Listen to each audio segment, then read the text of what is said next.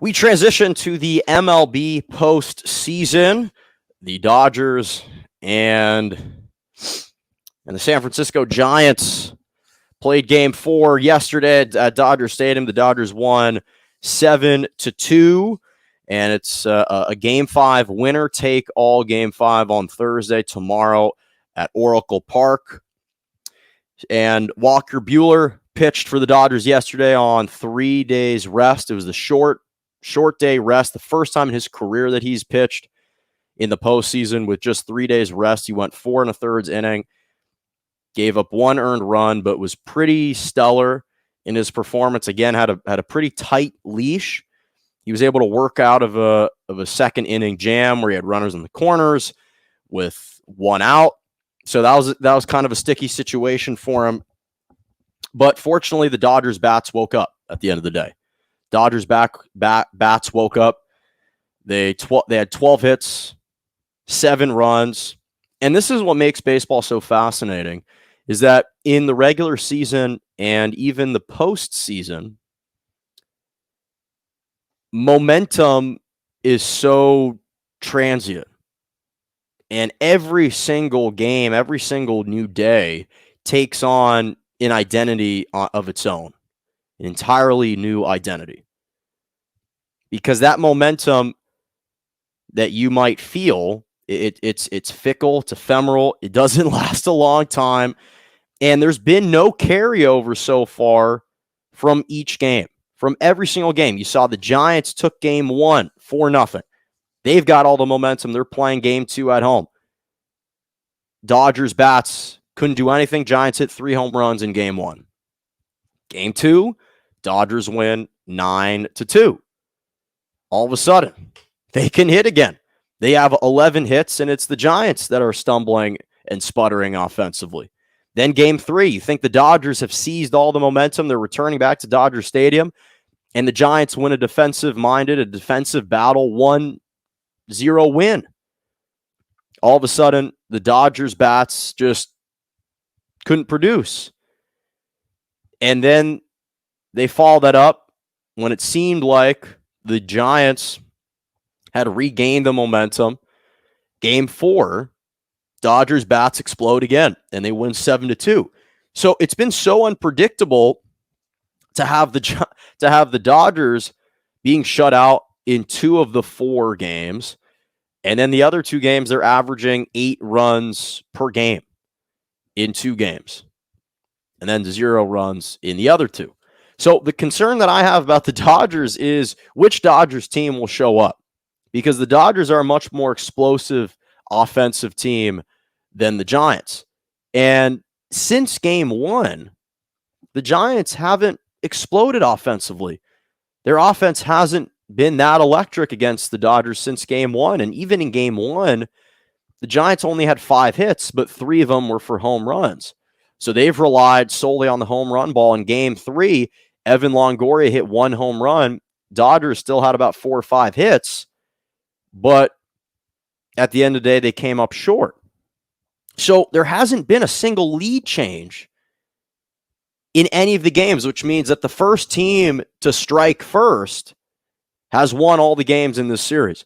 So Game 3, listen, I thought that the Dodgers should have won Game 3, if not for extenuating weather circumstances where for the first time in several months, LA decided to have gusts of 20-mile-an-hour winds to keep certain home run balls in the park like it normally should have been. Gavin Lux's 9th inning home run, well, his at-bat should have been a home run. In fact, they looked at the stats. They said that out of 62 times they've seen a ball exit with that type of velocity, it would have been a home run. But because of the 20-mile-an-hour gust of winds, it kept it in the park. And so it was an out by the warning track. But the thing is, again, any other day of the year, that's considered a home run. But the Dodgers offense is so much more explosive than the Giants, but it hasn't been consistent. And that's been the problem. You look at this Dodgers lineup from 1 to 8, it's a Hall of Fame lineup. It's not only an all-star lineup, it's a Hall of Fame lineup. Literally, Chris Taylor was coming off the bench when Max Muncy was in the starting lineup versus you compare it to the Giants, and they've just been all year a little bit more consistent. They've got really steady all-star caliber players, along with some all-stars: Chris Bryant, Brandon Crawford, Evan Longoria, Buster Posey's been around forever. Brandon Belt, when he was playing, obviously he's injured now. Same with Max Muncy for the Dodgers. Very steady, stable, consistent guys, and that's been the difference. Is the Giants have gotten some slightly more consistent production out of those guys versus the Dodgers. Their all-star lineups, one night they produce, one night they can't get any contact on the ball. And so the simple question is, will the Dodgers be on in game 5? Which I believe that they will be, but of course, it's only fitting that after 162 regular season games, after 4 postseason games, once again, it comes down to one final game 5. One final game. The Giants all year in 162 regular season games were one game better than the Dodgers. Were one game a little bit more consistent than the Dodgers. In fact, when you look at the totality of the matchups this year, the Giants and the Dodgers faced off 19 times this year. And it was separated. They were separated by 2 runs in 19 games. That's how even they were. Giants 107 wins. Dodgers 106 wins. Separated by 2 games. And of course, listen, it's fitting that the Giants, who had one game better, will host one final matchup between these two teams this year. And I think the winner of this game is going to move on to win the World Series. I think ultimately it will be the Dodgers that are able to prevail.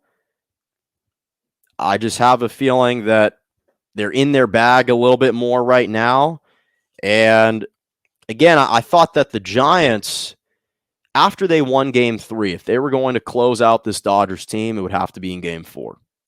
They would have to take that opportunity and win in game 4, because I think the Dodgers right now, they're saying to themselves, we should have beaten them 3 out of the 4 games.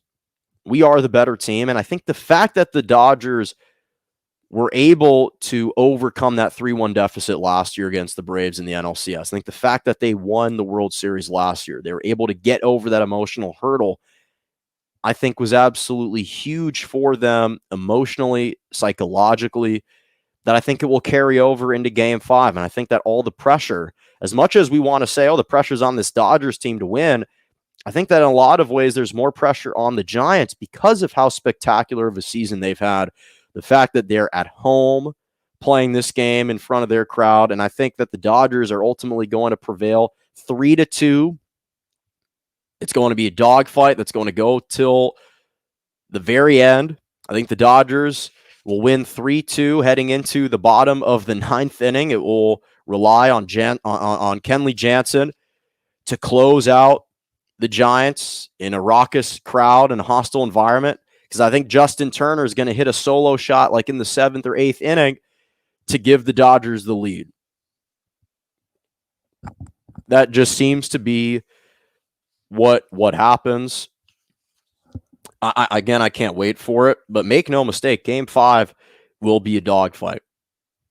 It will go till the very end. It will absolutely go into the very end. And I think that because the Dodgers have kind of regained that momentum back, I think that ultimately they'll take this one.